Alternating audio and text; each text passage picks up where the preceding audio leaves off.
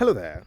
Have you realized that even though the process of trying to find a good investor in Zimbabwe has been like trying to find a needle in a haystack, there's been a boom of microfinanciers in Zimbabwe for the past 5 years? Well, if you didn't, here's why. So, my name is Harmony, and I specialize in offering unsolicited advice to business people, entrepreneurs, and future leaders.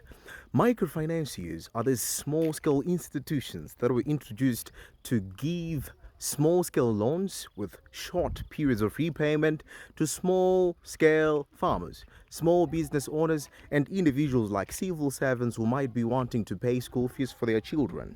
Well, the government ululated and considered this an amazing opportunity to cover the gaps in the economic ecosystem of Zimbabwe. Very true. But this has left a gap still for the startup founders who are still crying and pleading for that platform to give them money.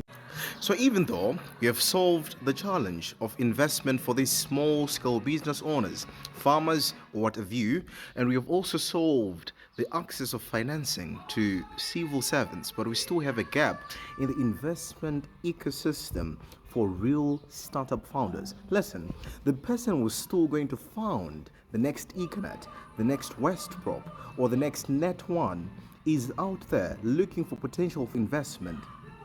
When they go to the bank, they will need them to submit financial statements to prove that the entity that's requesting the funds is less risky and sustainable and profitable and has the potential to pay back the money. They want them to offer collateral down as accountability or as a promise of the ability to repay possible, probably.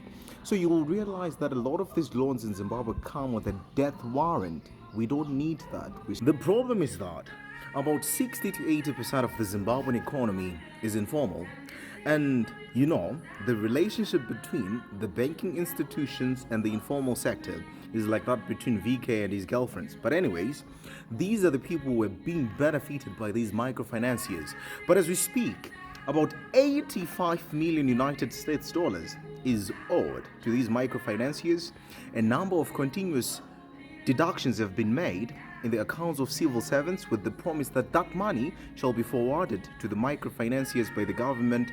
That has not happened yet. So as we are speaking, the microfinancier industry is in deep trouble, pending a collapse. So we are back to square one, where startup founders are still crying and looking for investors, and the small business owners, the SMEs, are bound to also suffer like the rest of us. But